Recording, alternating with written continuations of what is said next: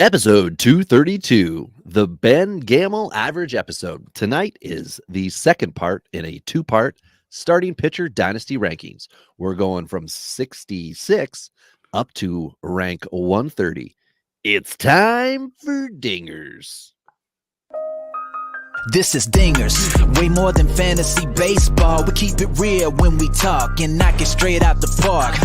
Let's see the stats, what's the average draft position? What kind of plays you making? Check the wins above replacement, check the lineups and the points. This I gotta see, what's your path to victory? Are they aiming for a dynasty? Get points going head to head, please don't do me no favors. We're always watching waivers, ain't no minor league, this is major. Yeah, Dingers, let's go.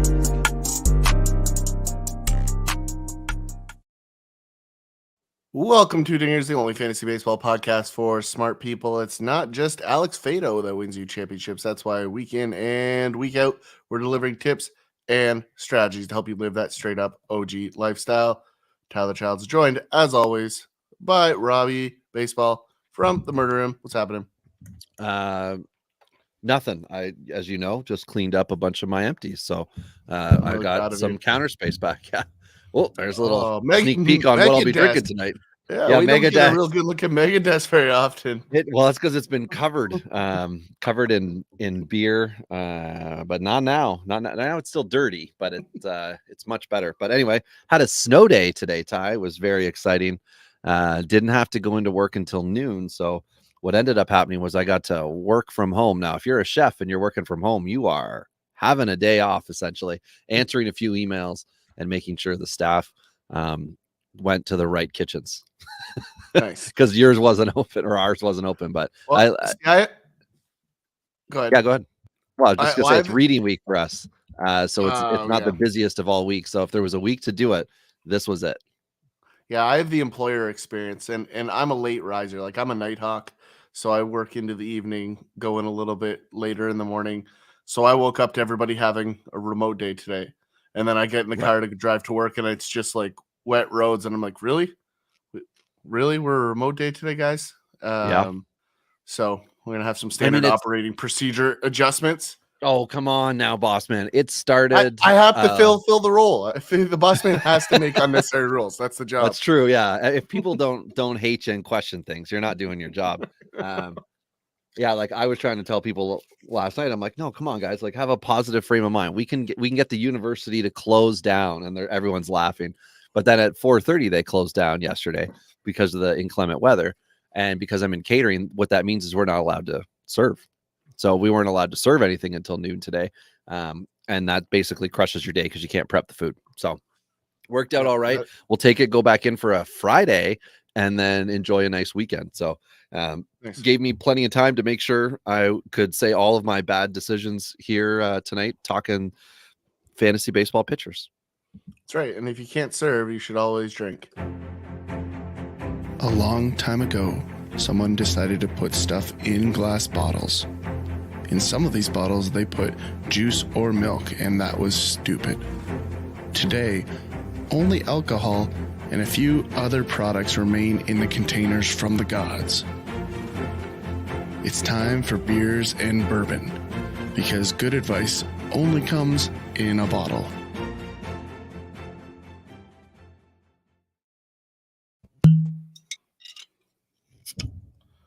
Is that a Crown Float we have coming? It is not a Crown Float. It is my Corona. And because I couldn't find limes, I've got limeade. I actually thought we had limes in the fridge. And then I said to my wife, I'm like, oh, I thought we had limes. And she's like, we have lemons. Does that help? And I'm like, oh, that's why I married you, dear. As if anybody remembers from Tommy Boy when they're at the gate trying to get a ticket. And the woman's like, or they're like, we need a flight to Chicago. And she's like, I have a return flight home. Does that help? And then David Spade's like, characters. Hi, I'm Earth. Have we met? So anytime something, you can ask a stupid question, that's always, you do it. And then that's the reply you get. And that's how you have a happy marriage. That's for right. Anybody out there looking for tips. So just before we get started, Robbie, make sure you find us at DingersPod or at Robbie Baseball 1. You can get me at Tourney Boss on the Twitter machine or the Elon screwed up the universe machine, whatever you want to call it these days.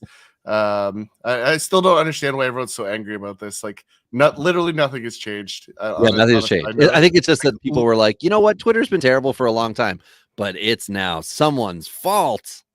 So. Yeah. I mean, the funny part is like everyone's so angry about all the people they laid off and how bad it was going to be, and it's changed exactly nothing. And everyone has yet to come back to the fact that, like, what did those people do? Right? Like, right? Like, you know, like no one's made it back to that part of the conversation yet. I find that to be hilarious. But we're talking pitchers. There's going to be some of the pitchers that we talk about today. We have the exact same question, Robbie. But there's also some other ones that are going to be on the rise, and those are the ones that you're going to watch. So 65 was where we left it on the last episode. We're getting into 66 through 130, as Robbie said. Oh, you're not even going to let me do joke of the day, Ty? You're not going to let me do joke of the day? Let me segue you. Like, give me a chance. Well, you started talking about the you don't even know what the joke is. Okay. Yeah, but this is the same way we just talked about Eli. Now I have someone to blame. I was totally going to skip it, but then you cut me off. So now you're to blame. Well, trust me, you're going to like my joke. It's food related. Yep. I know you like to, consider yourself a bit of a foodie. So, do you know the difference between a garbanzo bean and a chickpea? Yes. What's the difference? I don't know, but I think I know the punchline. Oh, I've never had a garbanzo bean on my face. Yeah. I knew the punchline on that one. I heard one, just to keep this, me adding a joke coming back the other way. I heard this one the other day. I told my wife that she drew her eyebrows on too high. She looked surprised. No one likes us. I saw somebody.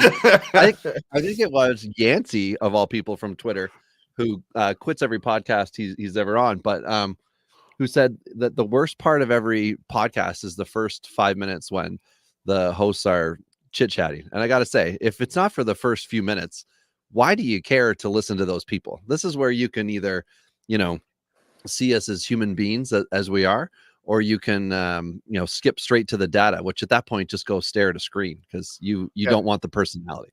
So anyway, I love it. I love the early parts of all the podcasts.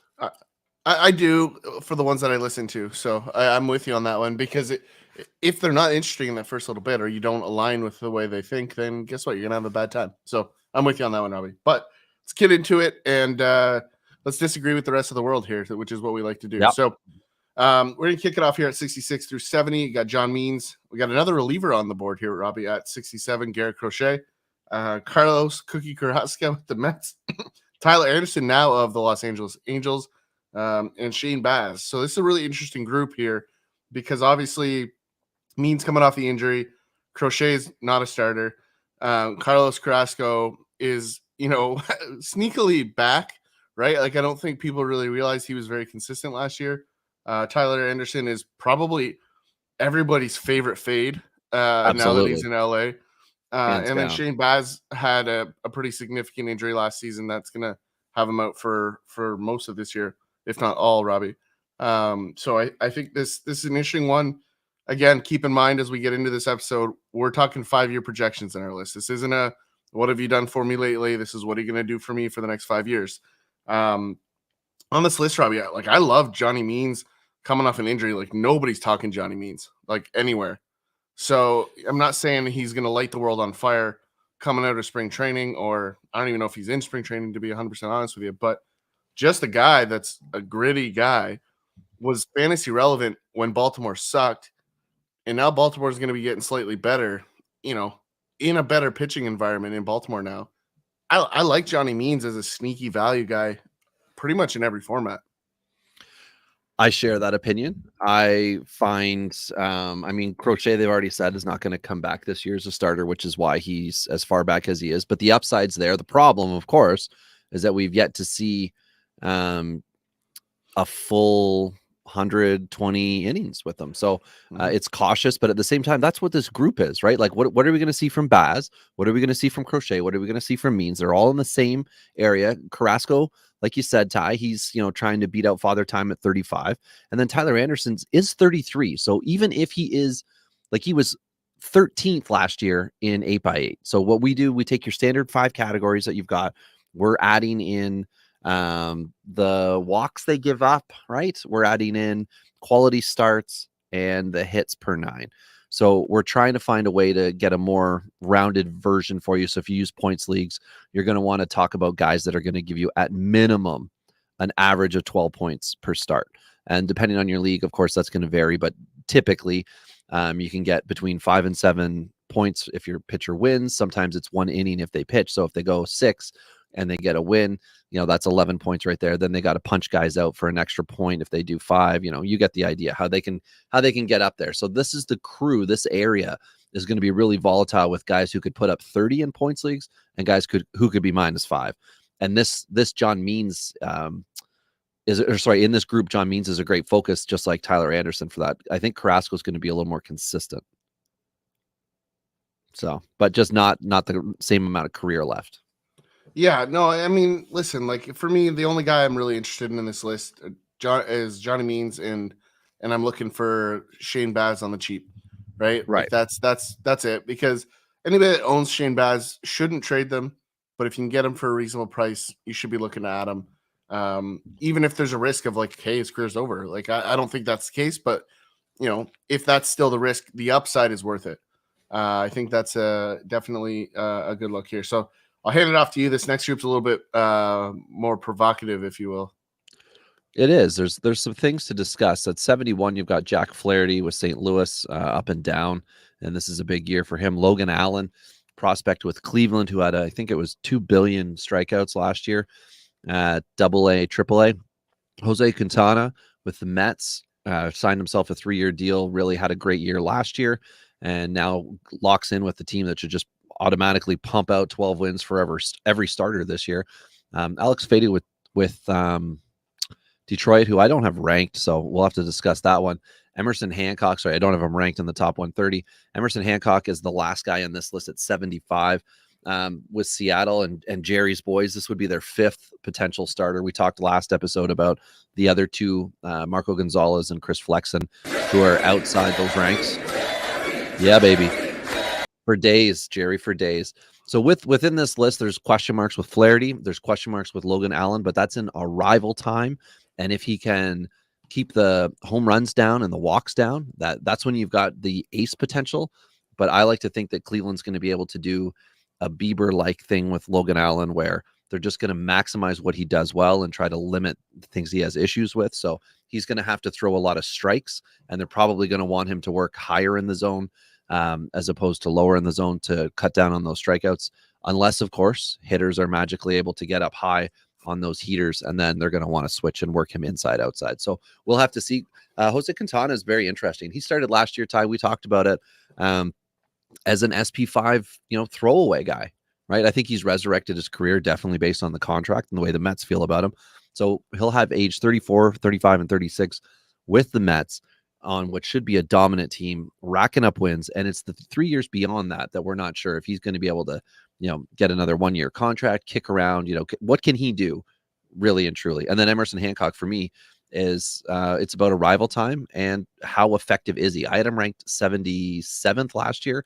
This year, I've only moved him up 3 spots to 74 because it wasn't a rocket ship. It wasn't a lot of confidence that I saw from him and from Dipoto, which he does do with his players, right? He advances the guys. He talks about them. I do look and seek out Jerry Dipoto screen time things, and anytime he's doing an interview or something like that, to see what he's doing and saying about his players. Very much like a lot of Toronto people used to watch Anthopoulos and what he was doing with the Jays and the prospects he would talk about. And Ty, you reference it quite often with the Yankees and their guys. Teams self-promote, whether that's to trade an asset or to actually just introduce the fan base to them a little earlier. And with Hancock, it seemed like it was a little more muted last year than it was boastful, as it was. Yeah. Julio Rodriguez was the big guy last year, and that was the party, and Jared Kelenic was learning. Yeah, and Hancock was fighting an injury last year too. They definitely babied him. They didn't want to overwhelm him. Yeah, which is why you mute it, right? Tell me the last time you've heard the word or the name Sam Carlson coming out of anybody in the Seattle Mariners. That was a former, I think it was 2nd-round pick out of high school. Guy got injured. He's had trouble coming back, and now that he's been back, he hasn't been good. They just don't talk about him.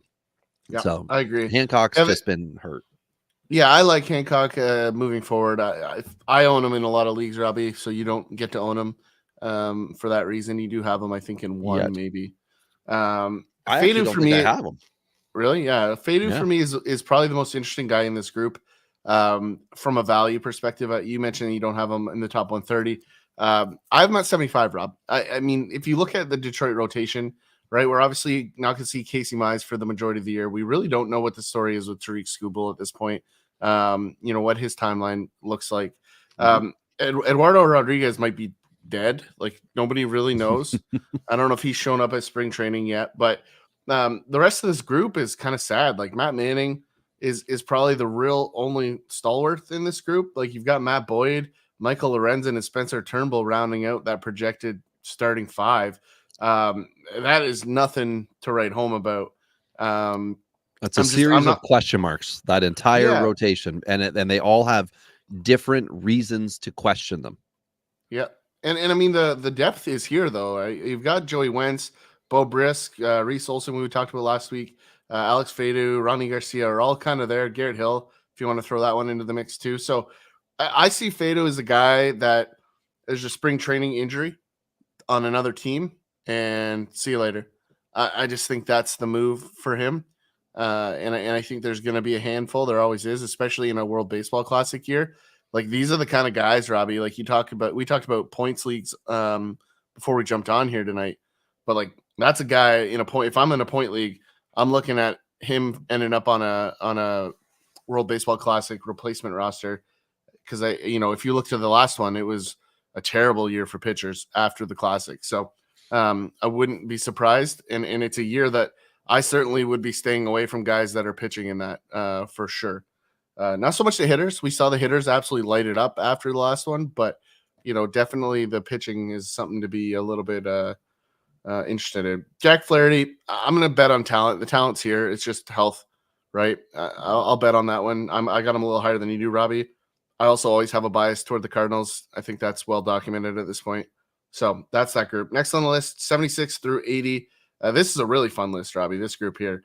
Garrett Whitlock, converted reliever, going to be stretched out for the rotation this year, possibly move back into the bullpen at some point anyway. I see him as a reliever, Robbie, myself.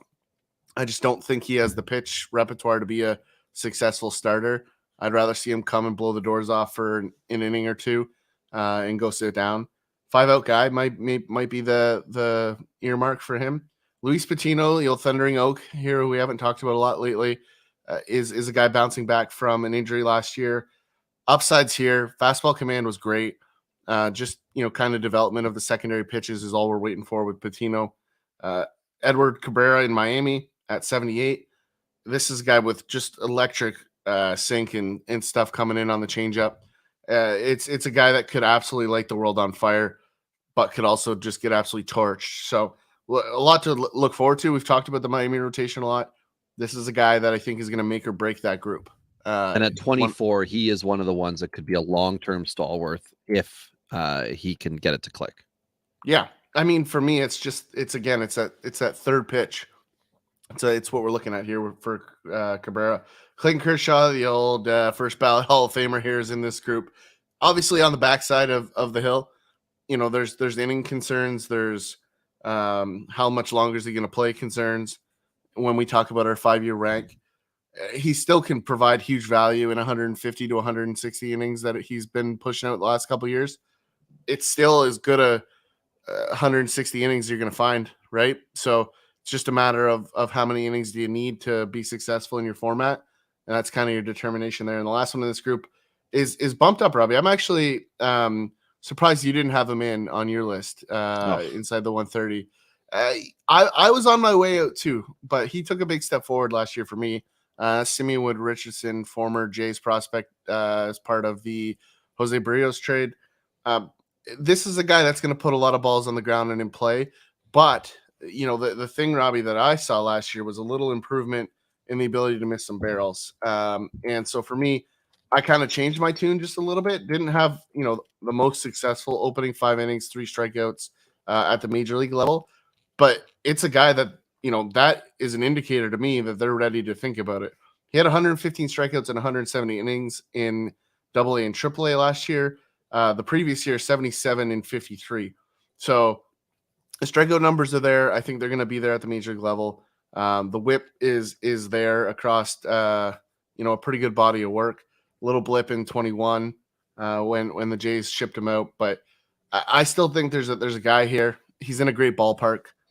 There's just not a lot to dislike, and so for me, I'm ready to buy on him because I think he kind of fits into our favorite mode of discussion here. Hello, it's me. Right, the second round pick in 2018, high school arm for the Mets. Yeah, I was going to say slow burn is the thing with him, right? Like traded twice now. Yep. Yeah, But there's been some work he's put on him. But he's got the size. He's 6'3", 210. He fits that model, right? He's not the Tristan McKenzie, like can't blow away in the wind because there's nothing for the wind to blow.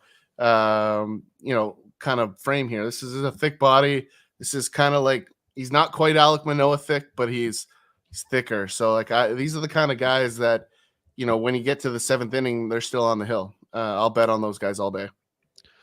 Yeah, in this group, Ty, I just wanted to quickly check because when you said Kershaw for 160, well, he hasn't done that since 2019. And just to like further to the point of why I faded him, this is a lot of having and rostering Clayton Kershaw and counting on him to be able to provide 180 innings, which is my fault because he hasn't done that since 2015.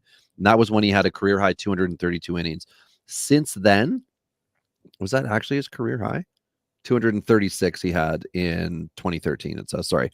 But since 2016, he's had 149, 175, 161, 178. Then we had the we had COVID. He had a full year then, 10 starts, 58.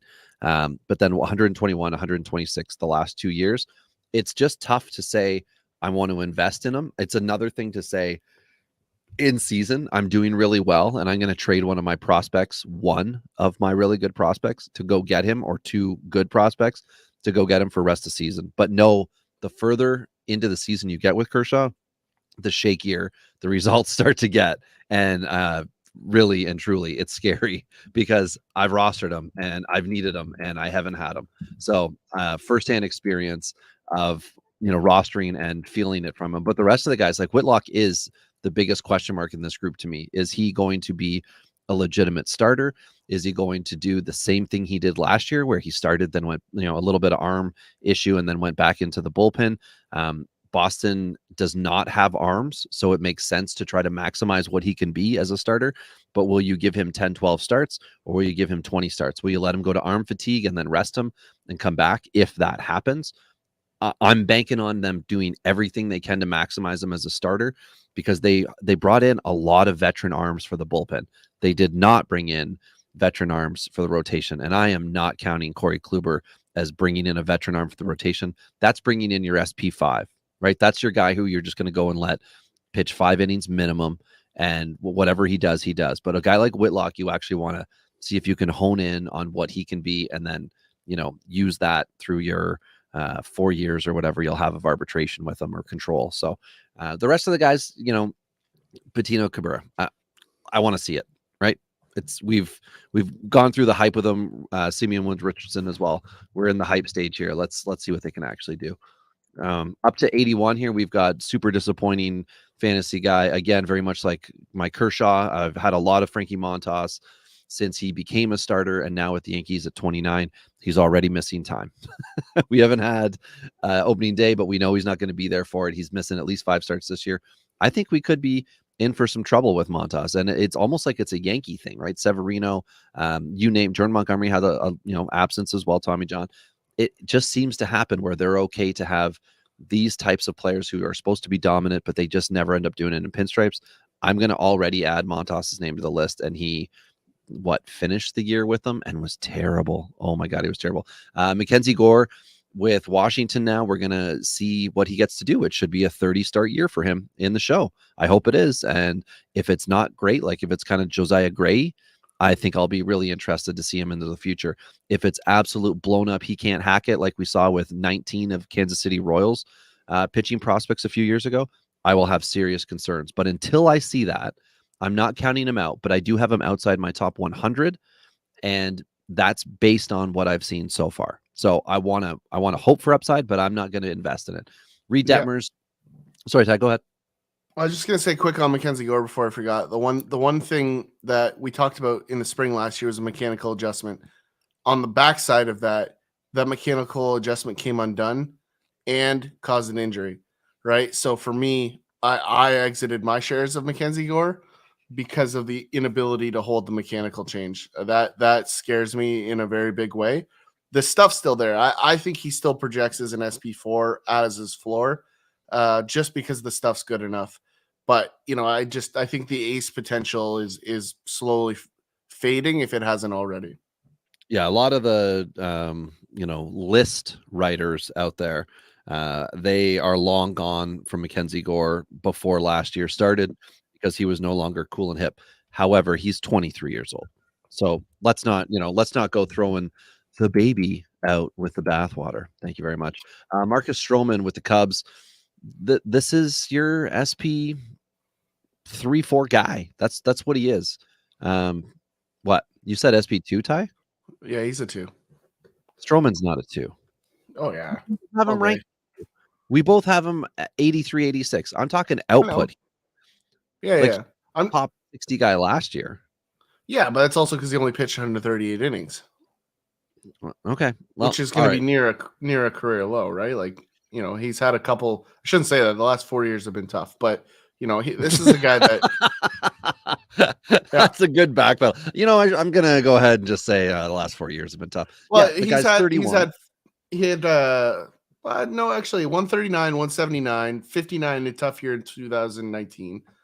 He was one of the guys that took 2020 off, right? So but you look at the stretch. There's enough body of work here. I think Cubs are going to be better. They have a new shortstop. They've got a better infield. We talked about this with the Mets. He delivered on that. I would expect him to be much better than what he was last year. Well, yeah, I'm not saying that what he did last year is what he's going to do. I'm just saying he's a steady guy, but he's not a league winner for you. He's the type of guy who should be a low-key acquisition moving forward because he's no longer the young, spry guy with a lot of upside. He is what his stat line has been. So you can expect some good streaks from him, but I don't think you can, he's never been a high K guy. So in points leagues, he's far less interesting. But like you said, if the Cubs are better, then yeah, you're going to like him a little more because you're going to see the potential for more wins. But that Cubs bullpen is not better. And we don't know exactly what that's going to do to the win potential for the Cubbies this year. The bullpen's definitely better because it was so bad last year. It can't go the other way. Well, I guess. But the thing with Stroman that, and we talked about earlier with other guys, but like the thing with Stroman that nobody ever talks about is he pitches a lot of innings. So he gets a chance to win more often. And people often forget that when they're chasing wins, they say, oh, you got to be on a great team. No, you have to pitch a large amount of innings to be in more games to qualify for the win. Right. So that's the most important factor when it comes to winning. That and not letting the other team score more runs than your team. Yep. So Kyle Muller is the next guy up with Oakland. I love Kyle Muller right now. And even with my love for him, I was reasonable enough to put him at 90th in the dynasty rankings. I feel like there are going to be some serious bumps in the road, but as Ty, we were talking beforehand, Paul Blackburn getting starts, pretend Ohtani getting starts. That rotation in Oakland is shameful. And, Mark Ruchinski, that's not his name. Remember Mark Zipchinski? Anyway, yeah, that's Ruchinski is a guy who's coming back. They got two former, I think it's one NPB and one KBO guy that are going to be in their starting rotation, allegedly. And who's going to be down at AAA? Kyle Muller and JP Sears, two lefties who should both be up. And because of what Oakland appears to be doing, JP Sears is not where he should be on the rankings either, which I'm just saying that right now. I love JP Sears. I don't know what to expect from Oakland. That's also why Kyle Muller is where he is, because this is a high K guy who in a big park like Oakland should be able to, limit the home runs. Doesn't mean they're not going to happen, but limit, and should get a lot of easy outs, pop-ups. Those things get caught in Oakland. That's one of those magical things with their pitchers. So at 85 to have Kyle Muller, but feel like he could be a top 50 guy by the end of this year I just wasn't willing to do it because you need to see some of these things, and he's in a new org. But anyway, this group for me is a bunch of like interesting guys, and then Reed Detmers, who I just really don't care about. And I don't know if you said this, Robbie. I glossed out a little bit when you were on Montage because I exited shares with him this offseason too. Kind of feel bad for the trade that I made because it was like 2 weeks before all the news came out, which good for me, bad for the other guy. But he's pretty much gone for the year. And okay, so it's the whole year he's going to be out. Yeah, like they've said likely, and they're playing that maybe game, but that almost always means he's out for the year. So it'll be interesting to see there. But kind of a bummer for Montaz, who has just constantly been the guy that what could he have been with a tweak or two here, because the stuff's good enough to be great. It just never ever materializes, which is a perfect segue here to 86 with Zach Eflin, who fits that exact description, and he's a guy that you just can't figure out. Best thing that happened to Zach Eflin is Tampa Bay said, we will give you money. And they don't do that to a lot of people. So record-setting amount that he was given from Tampa Bay, the highest free agent signing in Tampa Bay franchise history. Yeah, and that went to Zach Eflin, ladies and gentlemen. Yeah, right. so this is somebody that I've talked about for a couple of years. Robbie is a guy that I really like. The stuff's here. The quality of material is here. Just consistently has control issues, injury issues, and just has never ever been on the field long enough to prove doubters wrong. And as a result, he's still got some doubters from everyone except for that Tampa Bay front office. Yeah, he's certainly had stretches, Ty. He has certainly had stretches where he's been like right around your top 20 pitchers in baseball months into the season, but by the end, it's recoiled. Just can't stay healthy. But if there's a place to manage innings, it is Tampa Bay. So that is a spot that I, as a Zach Eflin fan, I like to see him go. Kyle Freeland here, kind of just that quality star machine, right? We're not looking for any elite statistics here with Kyle Freeland. We're looking for just some consistency, probably as an SP2 in real life. But as a Colorado Rocky, he's probably an SP5 or an SP4. And so you just have to play the road splits here. You got to play him in the right scenarios. He can be really, really valuable depending on what your format you're in. Head to head, he's probably the most valuable, Robbie. I think you'd probably agree with that one.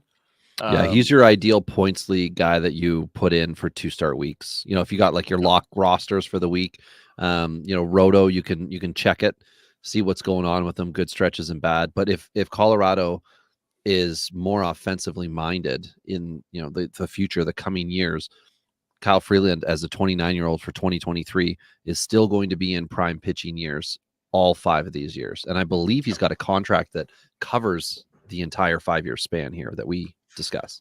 So if not, he's close. He was extended. I just don't know if it was 4 or 5 years. There's a vesting option into 27. So it'll be right at the end of this 4 years. Yeah. So, that's an interesting one. Sonny Gray here is a guy that I cannot get to a spot where I'm like, go Sonny Gray. I just can't do it. I don't know why. I have no real logic for it. But I've got him at 90. Robbie, you're at 82, slightly higher. Minnesota's a great scenario for him, right? It's a good ballpark for any pitcher, really.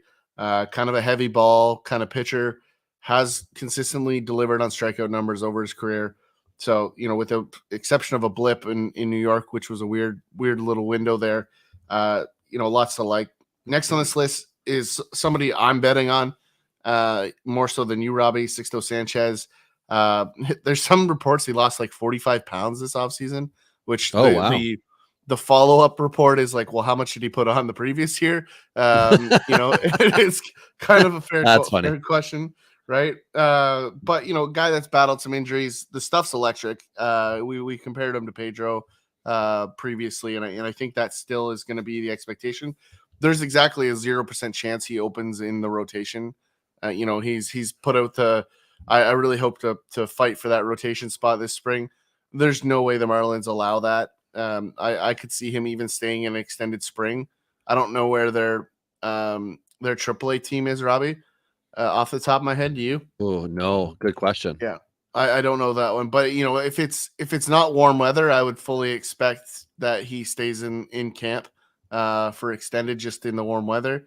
I got to imagine in Miami though, they're somewhere down that way, so it can't be too Yeah, I far. can't imagine they would come all the way up the coast, but that, I mean, maybe they do because that's where their division plays. It's not the worst thing in the world to have like Oakland having their AA team in Lansing, Michigan is odd, considering they're a West Coast team, but it would make more sense if they were down like Texas area, something like that.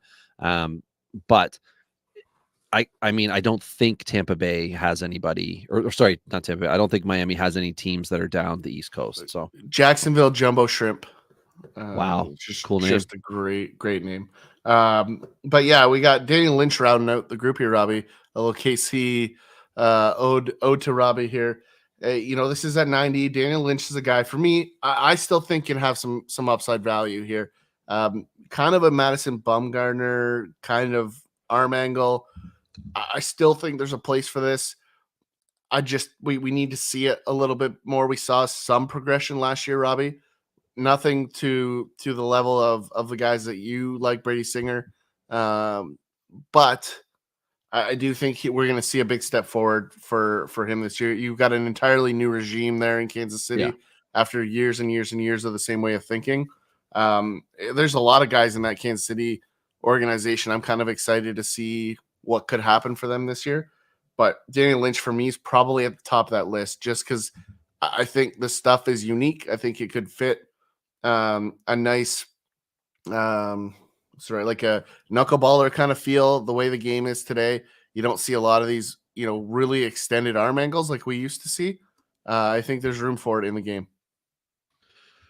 Yeah, next up at 91, Ricky Tiedemann with Toronto, who, just keep in mind, everybody, will play this year at 20 years old.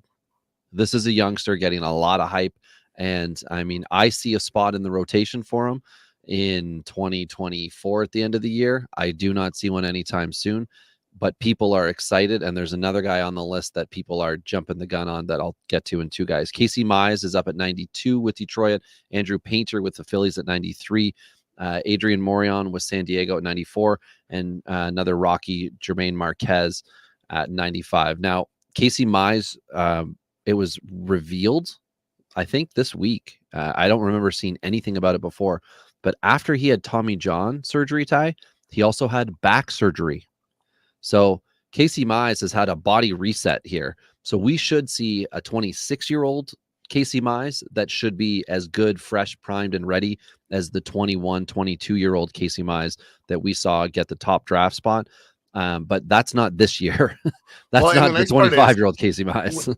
Well, and if you remember the beginning of last year, I talked about, kind of lowering his spot ups, and it was a touch high in the previous year, and I expected to see the adjustment. I didn't know they were going to surgically adjust it and just tweak that pointer down a little bit. That made it easier to just go at it through surgery. You can no longer, you don't have the rotation anymore. Yeah, he's just going to be hunched over slightly, and no one's going to really understand why. It's just a better arm angle now to punch the bottom of the zone, or punch tickets, as you said in the last episode. Yeah, that's right. Punch into, and that's another. You didn't mention Reese Olson when you talked about all the potential Detroit guys.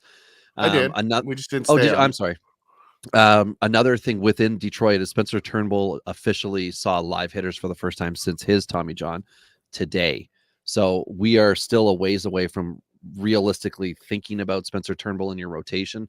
So just note that for all the dynasty guys out there. And the other note that I quickly saw while you were listing off guys earlier was Jonathan Schoop has apparently slimmed down. You were talking about Sixto possibly losing 45 pounds. Well, Schoop has decided to slim down, and I guess that's so that maybe he can stay in the major leagues as opposed to strike out and then sit on the bench in the major leagues for this year and then be toast. So anyway, from 91, Ricky Tiedemann, high upside. 93, Andrew Painter, high upside. The big thing with Painter, I just want to caution people on, the Phillies have no need to rush him up. They were in the World Series last year. They took absolute dogs for pitchers and got into with like their SP 4 and 5. They can do this year with Ranger Suarez as SP 4-5. They will still have, Wheeler. They still have Nola. They signed Taijuan Walker. Like they have experienced guys that they don't need to rush a 19-year-old potential ace up.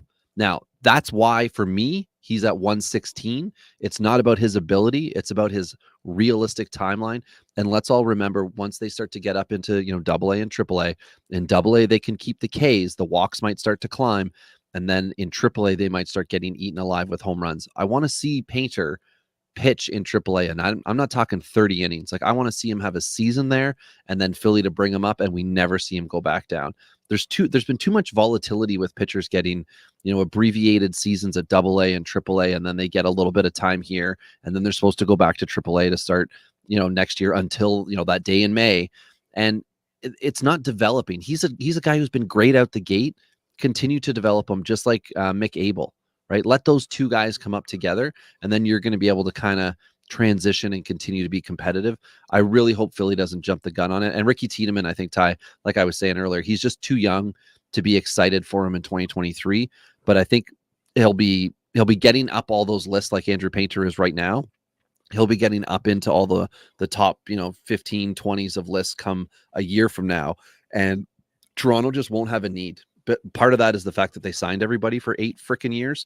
The other part is that they realistically can't bring him up when they don't have a spot in the rotation. As crummy as it sounds for Toronto. So the description you just gave for Andrew Painter is the one that you should have given for Ricky Tiedemann, in my opinion. I think there's a very stark difference between the two. And there's a reason that I say this. Like, you're talking about a guy, in Andrew Painter at 6'7". He's a big boy, right? Yeah. So there's two things we know about big bodies. I see what you're saying. A, they break down earlier, right? Mm-hmm. That's traditionally what happens. And B, they can handle a little extra workload. That's just the nature of it.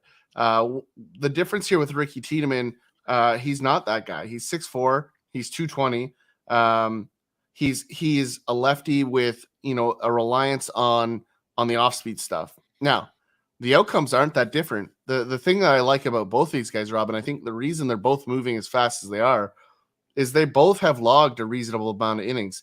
So a 20-year-old with 79 professional innings in a single season is not overly normal, right? Andrew Painter pitched 103 last year. So for Andrew Painter to make the jump to 130 in some of those B major league innings is not outside of the realm of possibility. What I do think is outside of the realm of possibility for Andrew Painter is a starting rotation spot, which has been bantied around. Like, I think there's no chance of that. And I feel the same way about Tiedemann for obvious reasons. But I want to see Tiedemann with a little bit more seasoning.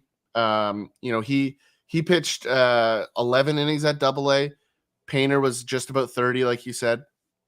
I think both of them are going to see AAA innings to start. I think they're both going to get aggressive starting spots, because it really makes no difference for Tiedemann whether he starts in New Hampshire or Buffalo. They're both cold, so it makes no difference for him. But I think Painter has a real shot to be up in June. I think that's very, very realistic. And if there's a Philly injury, I think he'll be up before that.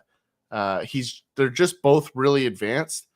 I'm concerned for Tiedemann myself. I don't think his stuff is as polished as they're making it out to be. Just on the eye test alone, I would like to see him have a full year of development.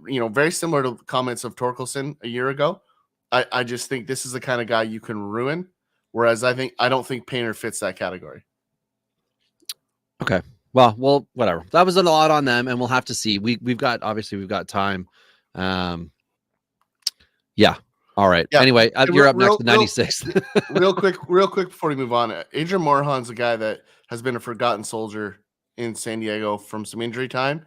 I really like him. We talked about value earlier. I really like him to win a rotation spot. He's done nothing at the major league level except be very good, barring injuries. So he's a guy that I think is on almost nobody's radar to be a huge breakout guy this year. So just the guy I'll flag. I own him everywhere, obviously, so don't bother looking. Okay. It's a waste of time. But the next group here, I hate this group so much, Rob. Oh my goodness, this group just sucks. 96 is Trevor Rogers, who, like, I can't get further away from Trevor Rogers. Broke onto the scene with some reasonable stuff, and then the wheels fell off. For whatever reason, the entire community is just like, listen, he's going to be great again. I'm not with that group. I'm running the other direction, and I feel the same way about Ross Stripling. We talked about last week about Alcantara having a bump backwards because of the shift. I saw exactly the same data on Stripling, and we do know as Toronto guys that have followed the team, like Stripling had some really, really good outings. But even within those outings, like he got absolutely torched a couple times and barreled real hard. So he's the kind of guy that could still have some success because he's in San Francisco.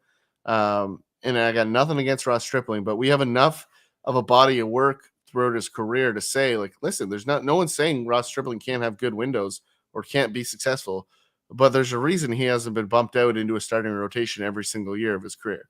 So Right. I'm just not in that group. And I think Trevor Rogers is a very similar type guy in terms of almost good enough to be a major league starter, but not quite. I think they're very similar in that category. Max Meyer obviously had the injury last year. We're waiting for a bounce back here. Sky high potential here for him. Sean Manaea, I think, is one of the more overrated pitchers in all of baseball, if I'm completely honest. Big, huge lefty, not a lot of huge, long windows of success, small pockets of great pitching, but again, nothing sustained. And then the last guy in this group is Dakota Hudson. Is just a guy kind of like Stroman, like that just gets out there and produces, doesn't do anything flashy. So you category guys out there, roto guys looking to build, quality starts, wins, whip, play those categories. I really like Dakota Hudson in that section. Yeah, to me, this is just like wait on Mayer and hope on Rogers, and I don't touch the others. It's not. I mean, the next group is the exact same way. So now we're hitting 101. Forrest Whitley with Houston Ty. I don't even know why you did this to yourself. I didn't rank him, and that's at all. Like I ranked him 150th last year. Ty, you had him 189, so you've bought back in 89 ranking points. So you'll have to explain that in a minute. Miles Mikolas with St. Louis gets it done. He was 35th last year. You can't argue that. He's 34, so you're not going to get 5 years of production, most likely. But Merrill Kelly, who's at 103 for us, is 34 and was 24th last year. So there could be more in the tank for both of these guys. Underappreciated, durable guys who can just pitch. They can be on your teams. They can plug away and look at how the finish, right? A 24 and a 35 out of these guys at age 34. Don't give up on them yet. At 104, prospect DL Hall with Baltimore. He's part of the wave with Rodriguez and others. And Aaron Ashby at 105 with Milwaukee. I know everyone was pumped for Aaron Ashby to come out and be Corbin Burns. I can't believe it didn't happen. But anyway, last year I had him ranked 100th. You had him 137th. Ty, I made a big move. I brought him from 100 up to 99. And you made a bigger move at 137 up to 106. So we are really pumping the brakes on Aaron Ashby as a long-term asset here. And I think everybody else should do the same, whether he grows into it or not. We don't want to advise you to go and buy in on Ashby. Yeah. No, I mean, there's some giant red flags on Ashby right now. Stuff's there. Kind of in the same category of Daniel Lynch with just a touch of velocity that Lynch doesn't have. But the rest of this group, DL Hall is an interesting one for me. The eye test for me isn't great. I don't love the repertoire on DL Hall. Like he just screams like a guy that's going to give up a ton of bombs at the major league level. Like Robbie Ray comes to mind, like as a guy. Okay. And Robbie Ray is obviously in a window in the back half of his career where he's kind of found something again. But I could see DL Hall having a very similar career up and down. Like there's enough there for him to be good for moments. I'm not sure there's enough there to be a sustainable elite guy. That's kind of my read on that one. Merrill Kelly's just a quality start machine.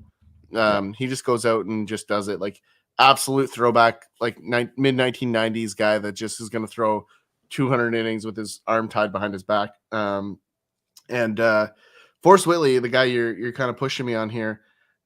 There's one thing here that Forrest Whitley, no one talks about. They all talk about how he's disappointing and all this other stuff, but nobody talks about the consistency of the strikeout margins. So his career minor league K per 9, Robbie, what do you think it is as a sinker ball guy? What do you got? His K per 9, I'm Yep. sure it's good because he hasn't pitched for several years. So This could be an absolute trap. Just saying. I'll just say it's 11.1. Yeah, it's 12.7. It's Okay, very good. even better. Yeah, It's very good, right? and that's so, not going to continue if he continues to be a sinker ball guy. Yeah, and so here's the thing, and this is a good thing. Again, we talk about this all the time on our list. Like, don't fall into the narrative, right? So, what do we have? Last year, he had a terrible year in most people's opinion, right? He only pitched 40 innings. Not great. Obviously, we don't love that. Walked 27 guys in that window. But what do we know about Forrest Whitley coming in last year, Robbie? Tommy John the previous year.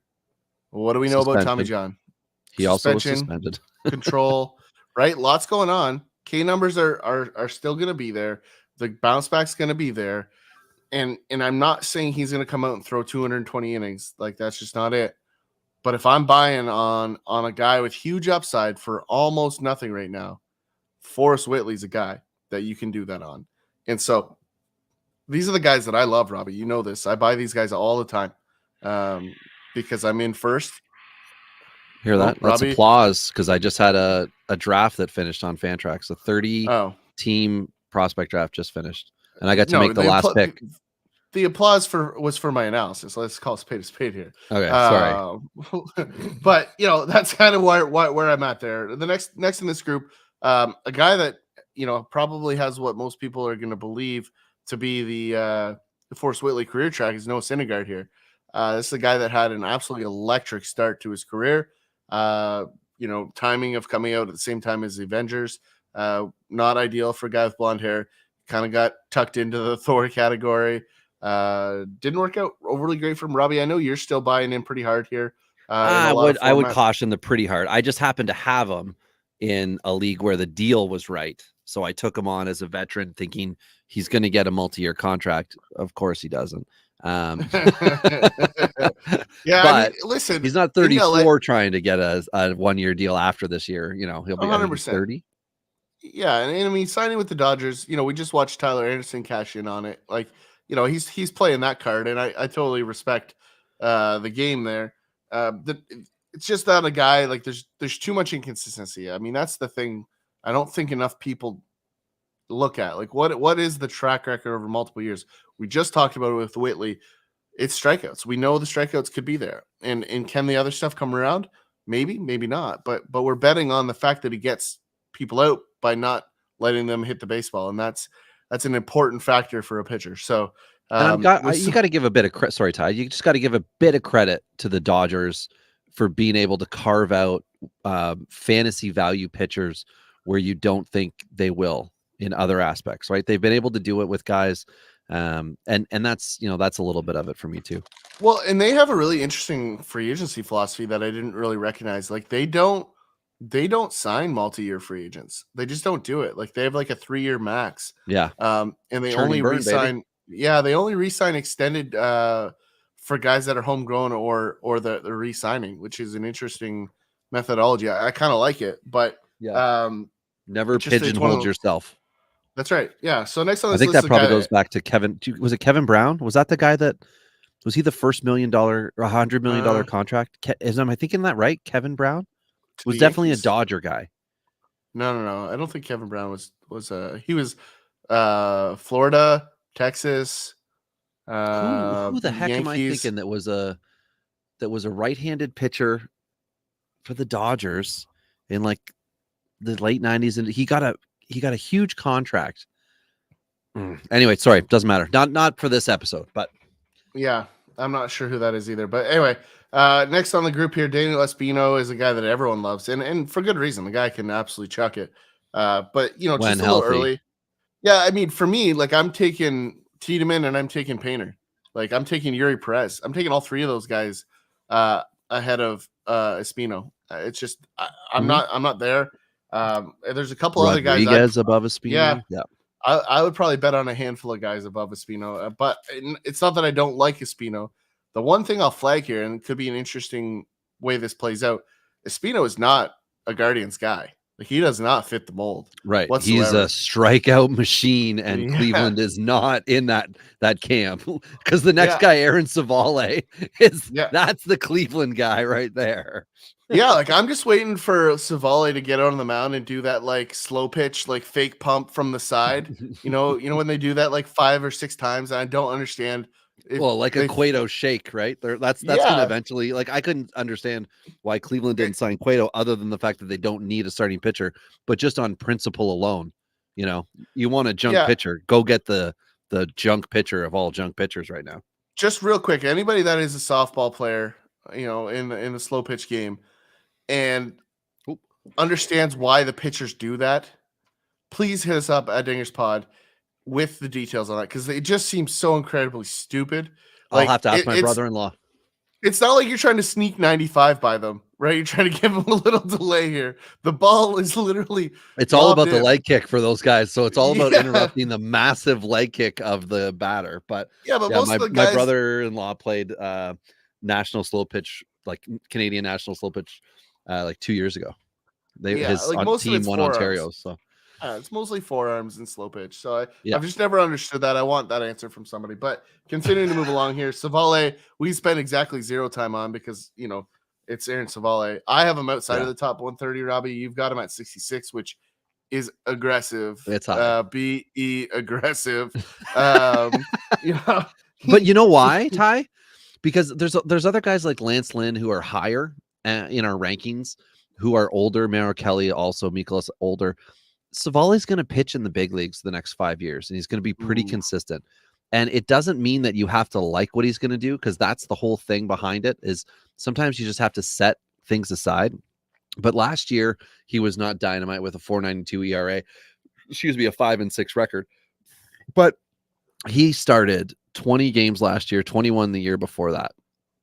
And he just gets stuff. Gets stats. He doesn't win you leagues, but he doesn't blow you up. The whip is good, 1.18 last year, 1.11 the year before that. It's, he's a guy.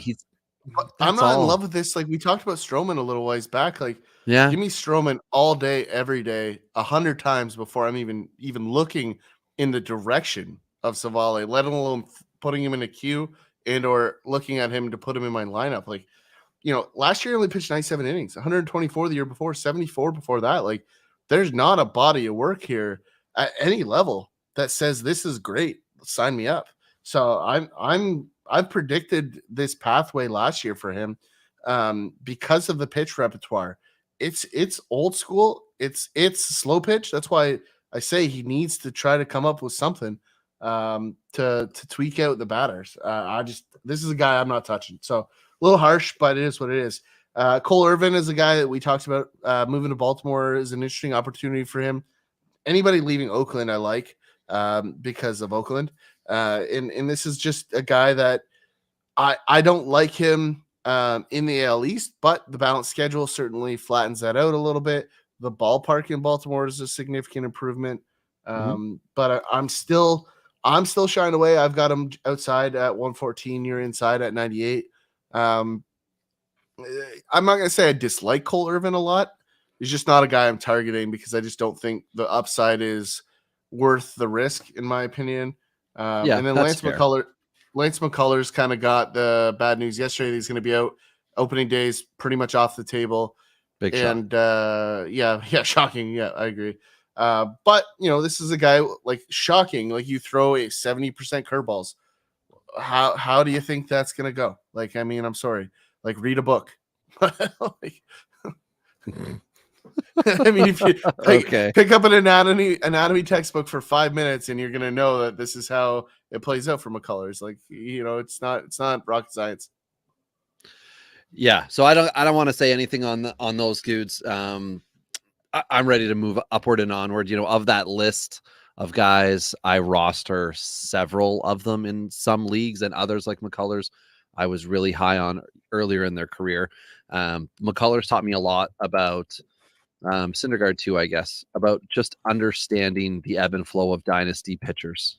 Like if they're not a legit stud, there's going to be a lot of volatility, and to not really hang your hat on a guy and just wait him out.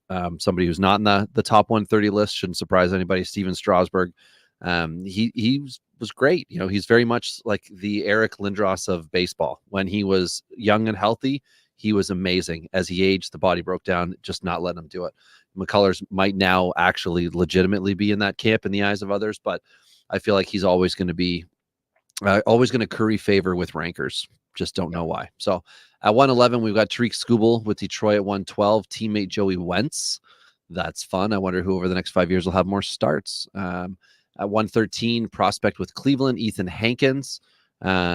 Luis Hill, right, Ty? That's what it is. G-I-L, but it's pronounced ill or Hill? Yeah, you. Like Yill. almost like with a like a Y almost. Okay, Y sound. So he took a step back last year. Tommy John in it. Sucked, and then Tommy John. So we get it, right? But let's hope that he gets back to the guy that we saw in 2021 when he was dynamite, and then came up and I think had 1-2 starts, didn't allow a run. Then at 115, Tanner Burns, another Cleveland starting pitcher prospect. I gotta say, Hankins is not awesome. Hankins is a Cleveland guy who needs to get coached up. Tanner Burns has a better skill set, in my opinion. I think he was a 2021 second round pick or maybe 2021 first round pick and had a pretty good year. I'm just doing a deep dive over on old RobbieBaseball.com, which I highly recommend people go to on account of I just renewed the website for 2 years. So I started to update stuff. But I am going through the starting pitcher team by team ranking, and I'm ranking them based on if I think they can, reach the ceiling of SP1 through to SP5. So basically it's for fantasy baseball purposes. Do you want to take a chance on a guy like Arizona's got a starting pitching prospect, Lynn, who I think could be an ace? So I've got him as an SP1. Arizona actually has 3 guys. So you got to go to the site and see who they are. I've also done Atlanta at this point. I've got about 20 teams done. And when I was going through Cleveland, I just had to reset it. I'm like, there's too many SP2s. These are not all really SP2s, and I'm watching videos and looking at their stat line and checking out, what the scouting is saying in advanced stats and all that crap. But I'm trying to boil it down to a basic ranking so that you can kind of trust the process. Tanner Burns is a really good option. I don't know if Ethan Hankins is going to earned. Like Cleveland's got to trade a pitcher at some point, Ty. I don't know what it's for because their outfield seems like it's okay now. Their infield's all right. So maybe they won't want Mike Zunino to catch for them down the stretch. Like I know he's a good catcher and they covet that, but they might decide they would like some runs from that position. I don't know. Maybe it'll be a bullpen arm, but one of these prospects is going to have to move. This group is interesting, but a lot to prove with each guy. Yeah, I mean, there's one guy too in Cleveland that I picked up in a couple leagues, Robbie. I like him as a reliever, but I think there's a really outside shot, and I don't actually know this whether he's getting any opportunities in the spring. But Sam Hankins is a guy that absolutely dominated out of the bullpen. Lefty, big tall guy that they got from Tampa, is a guy that I could see being in the mix. Like he profiles as right now it's kind of a back end reliever. But I think there's an outside shot here. There's a possibility he ends up in. I take that back. He was a Cleveland guy. I thought he came from Tampa. I got that wrong. But there's some stuff here. Just as an outside shot. Like I don't know like if he's even going to be in that conversation. I just wanted to flag it as a guy to look for. We'll talk about him a little more in the reliever sections. I'm not really a Skubal guy. He got all the hype last year, Robbie, heading in as a guy that was going to be ace worthy. I'm not a fan. He's a 2-pitch guy, and I never ever and Asa Lacy's kind of the same kind of guy for me. I never like flat fastballs with loopy curveballs because the ability to hide those 2 pitches in combination is very, very difficult. Yeah, you see it's coming, right? It's what makes Kershaw so great, right? Is he has the ability to fool the guys with a loopy video game curveball, right? There's only a handful of them. Felix Hernandez did it a little bit, right? Like there's been only a handful of guys that have those loopy hooks that can fool people. So yeah, Skubal fits that category. I'm not touching that one. Joey Wentz is just one of those guys that I can see find himself consistently in the back end of a rotation. He had a strong finish last year.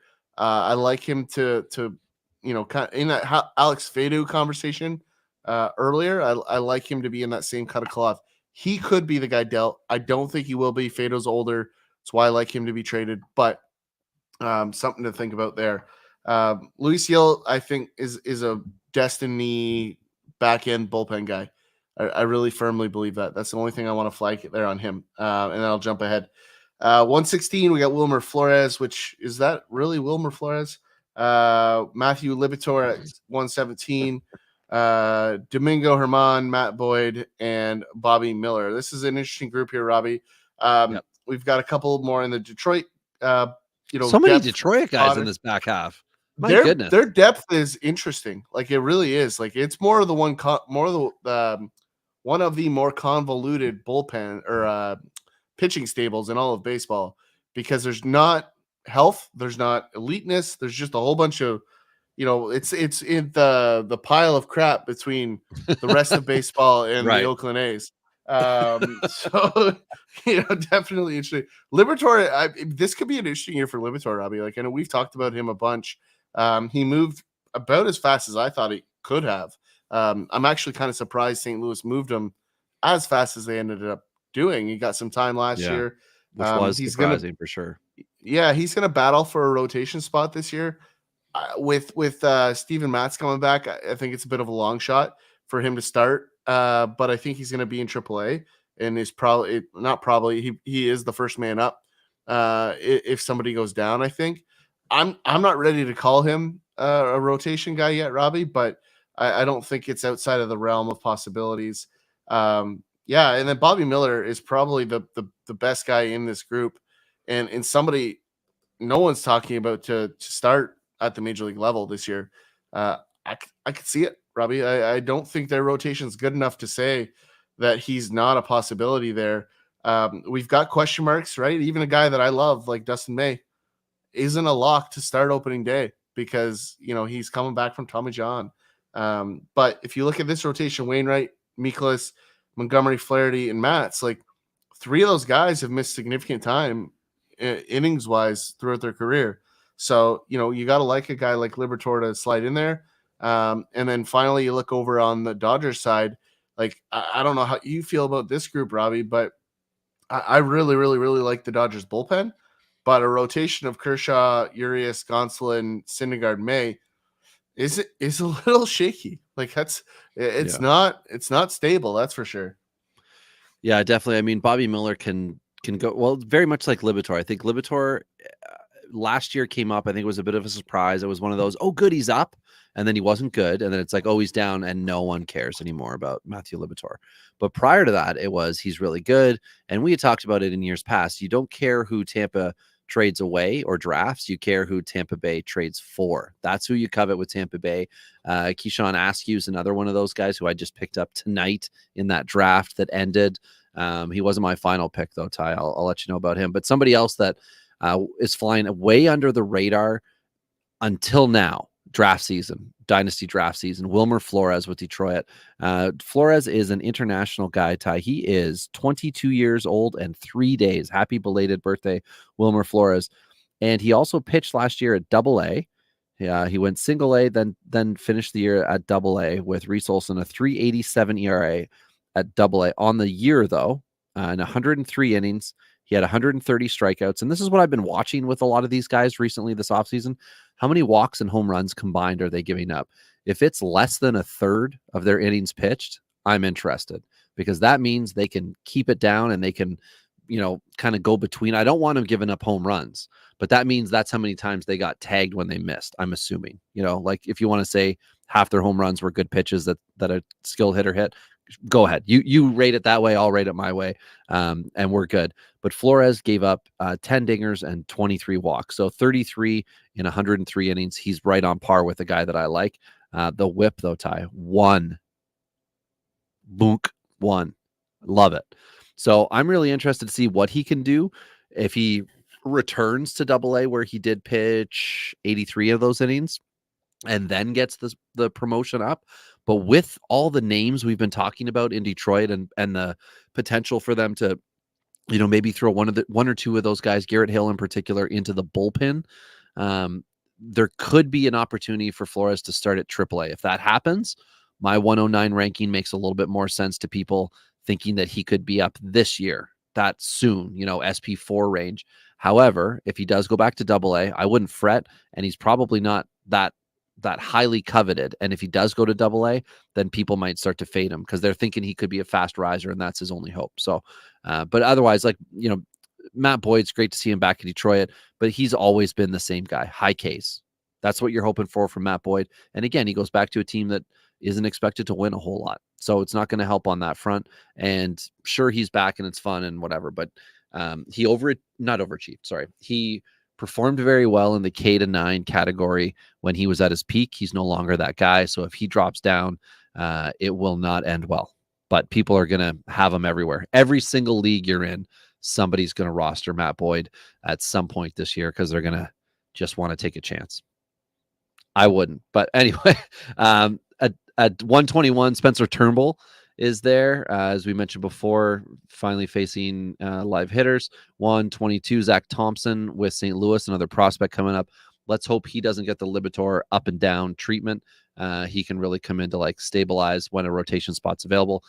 Good old Kyle Hendricks, who just keeps, being a pitcher. I guess he's in the Savale class, but he's younger and it definitely was better when he was younger than Savale is right now. But in that company, John Gray with Texas. Do you guys remember that John Gray was going to be amazing last year? I know I do. I ranked him 31st. Whoopsie daisy. So anyway, we're recoiling. What was he last year, Robbie? Do you have any idea where he actually finished? I can find out. His line was sorry. Okay. I was going to say I just closed it. 396 ERA, 7-7 record, and that's kind of like John Gray in a nutshell. His whole but on thing a is really supposed bad to be Texas strikeouts. team, though, right? Yeah, on a bad Texas team. His whole thing was supposed to be that he could unleash a whole bunch of strikeouts and keep the ball in the park, which, Colorado was preventing. But 127 innings only, and I say only because it was 134 strikeouts. He was pretty much the same type of guy he was in Colorado. The park factors were what were supposed to make him so much better. The whip did go down, which was always an issue for him. He was 1.13 last year. Career average before that was over 1.3. But I do like him to improve this year. I made a mistake. I don't even have him in my 130. That was just a whiff on my part. But I do like it because there's so many names. Well, because now he's kind of moved past the window. And Marcus Semien had the same thing where that first part in Texas where you got to take all the videos to show the rest of the world how much $300,000 can buy you in terms of house in Texas. I don't know if anyone's seen those internet videos, but they're everywhere. Joke for the few there, but good one. You're not supposed to tell yourself you're not supposed to tell others that your joke was a good one. Some people need that encouragement. What can I say? Apparently. But John Gray is a guy that I do expect to take a medium step forward. I think he's a firm SP3, especially on an improving Texas roster. I like the win totals. He's a grinder. He gets out there. He's not a guy that exits a lot of games early, right? We talked about that even in Colorado, kind of in that Brad Keller category of out there too long, right? That was a lot of the experience he had in Colorado. I do expect an improvement this year. I'm not sure people are going to appreciate him, especially with the hired guns they brought in. Fair enough. And then the last guy, like you say, Kikuchi with Toronto, I ranked him 500th. So I don't know how he ended up inside at 125 for us. I am not a Kikuchi guy. I did not like the signing when Dipoto let him go. Didn't want to pay him. I think it was 11 million. Didn't want to pay him. And then Toronto's like, well, we'll give you 30 over 3. I really wondered, but it was supposed to be, the reclamation project for Pete Walker. And as we all know, old Saucy Pete wasn't able to get it done with Yusei last year to the point of, he went to the bullpen. I don't know what's going to happen with him, but he's going to start. He's going to be given every single opportunity to start. And that's interesting. On John Gray, the one thing I will say is that Texas has a guy who I was not able to rank reasonably, realistically, whatever you want to say, inside the top 130. And that's Glenn Otto, who came up last year and was perfectly fine for a fantasy pitcher. But Texas has done what a lot of teams do, which is signed 6 veterans. to be in there, or they have 6 veterans to be in the rotation. So I don't know what's going to happen with Glenn Otto, but if you've got him out there in the dynasty world, because I don't know if we're going to talk about him again or not, don't get rid of him. I picked him up. He got dropped in a league. I don't know who dropped it. Probably some first-year dynasty guy, Roto Ronnie. And I picked him up and just said, I'm going to find a spot for him on this one team in a points league, because he averaged his final 10 starts last year. He averaged 13 points per start. He's good. Texas can produce good points leagues guys. I don't know as much about the head-to-head. I mean, obviously they got DeGrom now. There are high expectations in Texas. We talked about how there should be wins with it, but the AL West is insanely difficult. So the balanced schedule might allow them to have a lot of good teams this year, and that's going to be really interesting. The closer we get into the season, and once we start rolling, the minutia that we will get to dive into with the, in the AL versus NL, or in the division versus out of division, that's going to play a much bigger role than it ever has before. And teams like Texas might be great beneficiaries of it. Right. Yeah. I think the balanced schedule this year specifically is really going to expose the AL Central. I think I agree. There's a couple teams in that. That's a great group. take. Yeah. There's a couple teams in that group that are on their way up.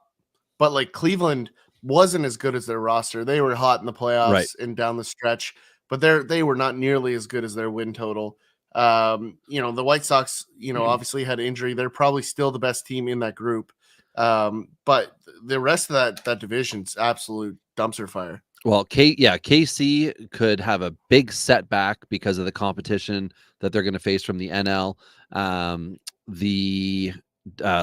I was just about to say the Lions. the Tigers are going to get good. The Tigers are going to get pounded if the starting pitching can't sustain itself, and if the offense isn't able to be hot from April forward. And the Twins are an absolute crapshoot. What are we really going to see from Minnesota? If it's a slow start, which, I mean, we've talked about teams that play outdoors in April in the cold weather. Yeah, it can affect them. It can suppress offense and do all these things. But what's really going to happen in the first 60 games for some of these AL Central teams that don't necessarily have dominance, obvious points that you're like, oh yeah, like they're solid. Like Chicago's rotation took a big hit. Just like the one that, oh my goodness. Who's the pitcher that they signed this offseason from San Diego? Clevenger. Yeah. So, I totally wrecked that joke. Okay. Yeah, the joke. So everyone's laughing. They know it was going to be funny. It was. And then I forgot his damn name. I blame you, alcohol. So the Whites, I'll just redo it. So let's pretend we're going to. It was the limeade that really got you. Yeah. The limeade just. Let's pretend we'll edit 3, 2, 1. So the White Sox rotation took as big a hit as Clevenger's wife did this offseason when he got suspended. Yancey has it backwards. He's going after the first 5 minutes. He really should have went after the last. But I'm with you though. Like I think that Central is just going to be so exposed. The West and the East and the AL are just so strong. Like there's exactly a 0% chance, and that's hard to say at this point. But I think it's very realistic. I think it's a 0% chance there's 2 teams out of the AL Central in the playoffs. And I just think that's because the West and the East are just so much better. There's 3 teams in each that are just head and shoulders above, I think, every single team in the AL Central. So that's saying that a lot there. The last group here, Robbie, moving on. Yusei Kikuchi, I think they haven't started the hype train on he's going to be good this year yet. Or new pitch or whatever. Yeah. They haven't started it yet, but it's coming. It's just a matter of time because Mitch White's not fully healthy either. So they're going to have to pick somebody to get the Jays fans excited about whoever the SP5 is going to be.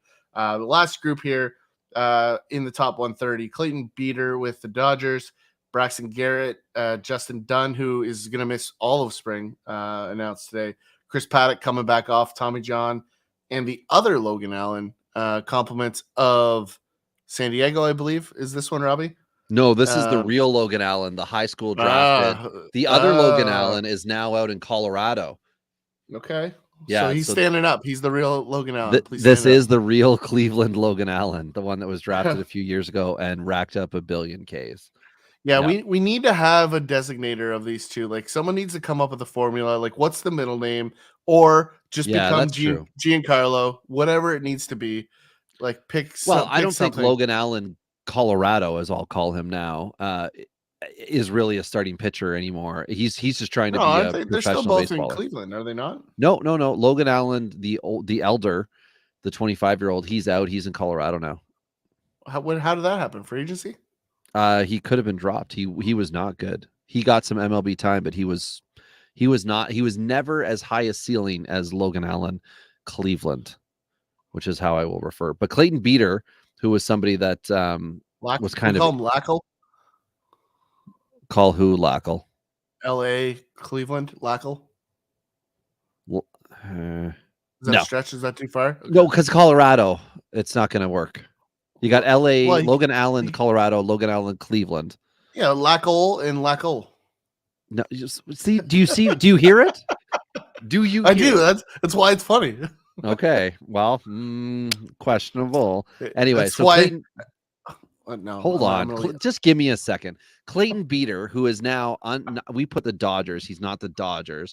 He's with the Yankees, which is why he ended up where he was with me. Finished last year Double-A. He had 23 starts, which I liked, 77 innings, which I did not like, 129 strikeouts that I loved. And I want to see what he can do next year. Now, the one thing he did that I don't like is he had 46 walks and 11 dingers given up. So there's something to be said for improving upon that.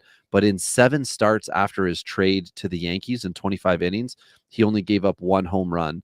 The walks are still there, but it was cut down a little bit from before. So it was 11 walks in 25 innings. So I think there's going to be an improvement that the Yankees can make with him, which might not be what you think, because the Yankees typically don't bring a guy up who's all of a sudden awesome. But I do really like the outside shot of Clayton Beater amongst, like, I don't know how you're going to break in with the Yankees, but amongst the SP5 type position, right? Where he can come up, get 4 or 5 starts, cheap to acquire because he's buried. And if you look at the contracts of all the Yankee pitchers, it's like, how is he going to fit in? But there's opportunity there. And Chris Paddock, I genuinely don't like, and I don't want anyone to roster him. And he's been very disappointing, but Minnesota went and gave him an extension. So what the hell do I know? Hey, if it's how to build aces, Minnesota is that team. How to build aces? Yeah, they have a long history of having elite starting Oh, pitching. okay. Yeah. Laying the sarcasm on pretty thick there. Yeah, like Johan Santana had that year. Yeah, I mean, but that's it. Like that's it. Like Brad Radke. Like, I mean, we're going back here. And so yeah, I'm not putting a lot of faith in Chris Paddock either. But I will say this: he was fine. He needed a third pitch. So spring training, baby. Let's see what we got. That's where it comes in. Yeah, like show me an improved slider. Like it's possible, right? You put that butt muscle in your arm, and all bets are off. Like that slider could be super tight. But anyway, that's the back half. 130. There's guys outside the 130, Robbie. We're going to touch on that in a couple weeks. I think it's as we get into spring training, we're going to start to see some of those guys pop out of the woodwork. We're going to touch on a little bit of those guys to look out for, guys that are having success in the spring, and guys that have a legitimate chance at helping you win your fantasy baseball league and that gain the eliteness that is the OG lifestyle. So until next time, it's been Rob and Tyler here on Dingers.